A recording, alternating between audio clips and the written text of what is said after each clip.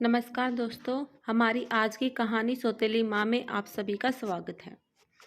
एक नगर में कोई मनुष्य रहता था। कुछ समय के बाद उसकी पत्नी मर गई। उसकी लड़की का नाम टाम था। एक दिन उसने दूसरा विवाह कर लिया। उसकी सौतेली माँ बालिका से स्नेह नहीं करती थी। पूरे दिन काम करके भूखी बालिका सो जाती थी।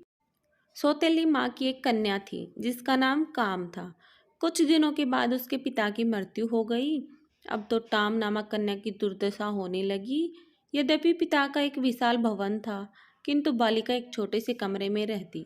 अन्य कक्षों में वह प्रवेश भी नहीं कर सकती थी। घर का सारा काम भी वही करती थी। सारा काम करने से वह कमजोर हो गई थी, परंतु किसी को कुछ भी नहीं कहती थी। एक दिन सौतेली माँ ने उसे लकड़ी लेने वन को भेजा। उसने विचार किया, अच्छा होता यदि इसे कोई भेड़िया खा जाता, लेकिन मारने वाले से बचाने वाला बलवान होता है। सौतेली माँ के दुख का एक कारण यह भी था कि टाम नामक कन्या सुंदर होती जा रही थी। एक दिन सौतेली माँ ने दोनों कन्याओं को कहा, गांव के तालाब से मछलियाँ पकड़ लाओ।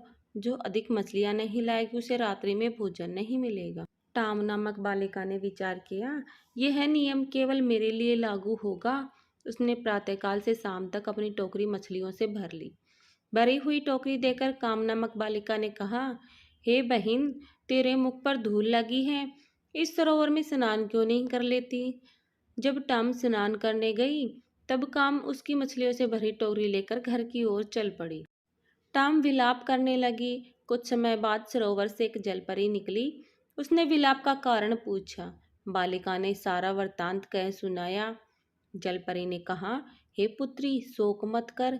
तेरी टोकरी में मैंने सुनहरी मछलियां डाल दी हैं, तो उसे अपने घर के पास वाले कुएं में डाल दे। वह तुम्हारी मन की इच्छा पूर्ण करेगी। उसने वैसा ही किया। वह मछली प्रतिदिन उसके साथ बातें करती थी। सौतेली माँ को शंका हुई। उसने टाम नामक बालिका को एक दिन बाहर भेज दिया। सौतेली माँ ने उस मछली को कुएं से निकाला और उसे खा गई। शाम को टाम कुएं के पास आई और मछली को परंतु कोई उत्तर न मिला। वह करुण विलाप करने लगी। जब जलपरी ने कहा, शोक मत कर, मछली की हड्डियों को अपने कमरे में गाड़ दे, टाम नामक कन्या ने वैसा ही किया। उस समय उसे एक सुंदर साड़ी मिली। दूसरे दिन उत्सव था। सौतेली माँ ने चावल और चने मिलाकर टाम नामक कन्या को कहा, तो इन चावलों में से चनों को अलग कर। ऐसा कहकर सौतेली माँ अपनी लड़की के साथ मेला देखने चली गई। आंसू बहाती हुई कन्या ने विचार किया, मैं साड़ी पहनकर मेले में कैसे जाऊंगी। उसी समय हजारों चिड़ियाएं वहां आ गईं। क्षण भर में ही चावलों में से चनों को अलग कर दिया। वह शीघ्र ही साड़ी और जूते पहनकर राजकुमारी की तरह मेले में पहुंची। उसे आई देखकर काम नामक बालिका ने माँ के कान में कहा, यह बालिका जो राजकुमारी जैसी लग रही है, क्या यही टाम है। सौतेली माँ को देखकर टाम नामक बालिका भय के कारण भागने लगी। उसका एक जूता वहीं गिर पड़ा। एक राजपुत्र उस जूते को देखकर मोहित हो गया तथा उसने सैनिकों को आदेश दिया, कुमारी को राजभवन में लाओ। सैनिकों ढूंढकर उसे वहां ले आए। सुंदरी बालिका को देखकर राजपुत्र ने उसे महारानी बना दिया। यह देखकर सौतेली माँ बहुत दुखी हुई। एक दिन पिता के श्राद्ध में टाम अपने पिता के घर आई।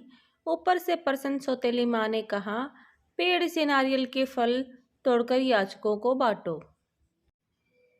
जब वह वृक्ष पर चढ़ी तो सौतेली माँ ने वृक्ष को काट दिया।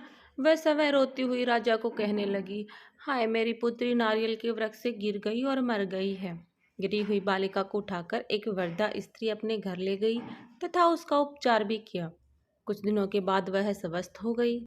इधर सौतेली माँ अपनी पुत्री को राजमहल ले गई और राजा को कहने लगी, मेरी पुत्री को महारानी बनाओ। राजा ने उसकी प्रार्थना स्वीकार कर ली। एक दिन राजा शिकार खेलने वन में गया। देखते देखते सर्वत्र अंधकार छा गया। उसी वन में कहीं दूर उसने एक जलते हुए दीपक को देखा।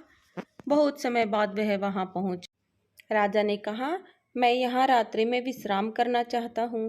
वरदा स्त्री ने राजा का स्वागत किया। वहां टाम को देखकर राजा को आश्चर्य हुआ और वह आनंदित भी हुआ। महारानी के मुख से सौतेली माँ के द्वारा किया हुआ सारा वृतांत सुनकर राजा कुपित हुआ और सैनिकों को आदेश दिया कि महारानी की सौतेली माँ और उसकी पुत्री को कारागार में डाल दो। कारागार में पड़ी सौतेली माँ ने विचार किया, भगवान के घर देर है अंधेर नहीं। अगर आपको हमारी कहानी पसंद आए तो कमेंट करना ना भूलें। धन्यवाद।